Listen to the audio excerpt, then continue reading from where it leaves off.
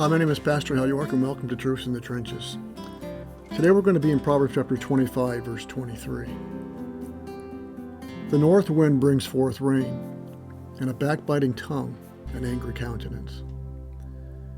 To get a proper understanding of this verse, we need to know a bit about Israel and the weather in Israel. As you know, being a weatherman is not an easy job, but there are sometimes signs that can clue us in as to what kind of weather we can expect. There's little sayings that we have that maybe are used and passed down from generation to generation based on certain weather patterns. Let me give you a few. Rain before 7, clear before 11. This one we probably heard. Red sky at night, sailors delight. Red sky in the morning, sailors take warning. Another is a rainbow in the morning signifies a storm coming. Those are not hard and fast rules, but they may prove to be generally true. For example, I've woken up lots of times and it was raining at 7 o'clock in the morning and it's still raining at 7 o'clock at night. But these are such a way of describing weather patterns, and they're not new. What Solomon is doing in this verse is using one of those sayings to illustrate a point. In Israel, people would expect rain from a westerly wind. The north wind was welcome because it meant clear skies and aided ships traveling south, obviously sailing ships. So to have a north wind that everyone thought would be helpful or indicative of good weather, but turns out to produce rain, could result in hidden and unexpected damage to the boats, to life. A north wind promising clear skies is helpful. But if it brings forth rain, it's harmful, deceptive. What is thought to be true proves not to be true. Plans are made based on the pattern signified by a north wind, but the rain throws everybody off.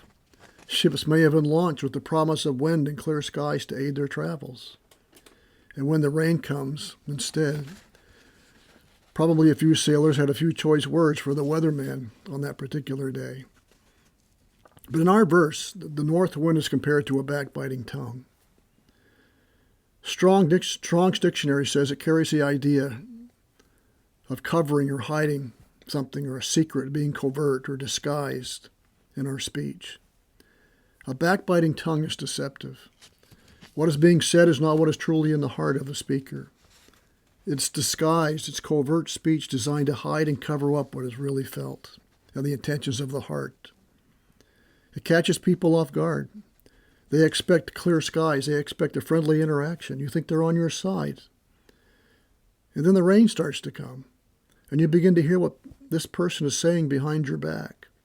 You discover what they really think about you. You thought they were on your side. You trusted them and you opened up to them. And you feel betrayed, let down, and used as they're using that information that you shared with them and trusting them against you. I think this verse is a good profile of our culture. For many in our society today, they see people as pawns. They are there to be used, to be manipulated, to get out of them what you want. And in order to do this, you have to hide your true intentions. Our speech becomes manipulative, deceptive, covert, and disguised. In Mark chapter 8, Jesus told a story about one of his healings. And Mark tells a story. And he says, Jesus took the blind man by the hand and led him out of town. And when he had spit on his eyes and put his hands on him, he asked him if he saw anything. And he looked up and said, I see men like trees walking. He put his hand on his eyes again and made him look up. Then he was restored and saw everyone clearly. When you see people like trees walking, you treat people like trees walking.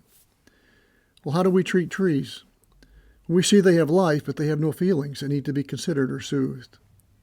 You don't practice humility when you're around trees. You lean on them. You talk about them like they aren't even there.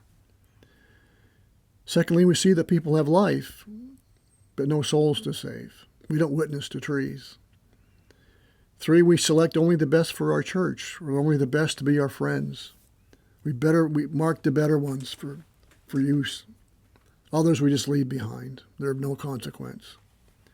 Then 4th, we see people as providers for various services that take from them but never feel obligated to give anything back. That basically sums it up, doesn't it? I see men as things whose sole purpose for being is to make my life more comfortable, to serve me. That's how I see trees. We take and take and take and never thought about their feelings or returning a courtesy or a thank you.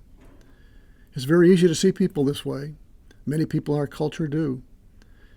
Even as believers, sometimes it's to see people this way. Even as we see them as pew fillers. We're more concerned with the spot being filled than we are with the person who's filling it. We can see our kids in our class this way. Maybe get the kids at our dinner table, our spouse. But that's how this man saw people. And no doubt this is how the man in our verse viewed people as well, as trees walking. But Jesus touched him a second time. Jesus knew he would be good for nothing in life viewing people like this. So Jesus touched this man a second time, and he saw everyone clearly. And the first person he saw clearly, no doubt, was Christ himself. And there's a real sense in which we see nothing clearly until we see people the way God sees people, until we see Jesus for who he truly is. Words are powerful things. Words can be used as weapons to attack others. Words can be used as shield to protect and hide who we truly are in our hearts. Words can harm or help. They can comfort or sting. They can encourage or discourage. They can build up or tear down. But it's the deceit, it's the hiddenness that produces the anger. You don't get mad when your enemies lie to you or try to deceive you. But when a friend, when a trusted colleague betrays you, or betrays a confidence, what you're expecting is a clear sky and they rain on your parade, so to speak. That's hurtful, and it's harmful, and it produces an angry countenance. So there's a lot of truth in this verse, and I think we see a lot of it in our culture today. But as Christians, we need to allow God to transform our hearts, and when that happens, he's going to transform our tongue, because out of the abundance of the heart, the mouth speaks. We need to be honest. We need to be loving. We need to be true and real with one another, and not see people just as trees walking who can be manipulated. But people are to be loved and cared for, no matter who they are. The north wind brings forth rain, and a backbiting or deceptive, covert tongue, an angry countenance. May this truth guide us and guard us in the trenches of life, which is seek to live our lives for the glory of God and the good of others. May God bless.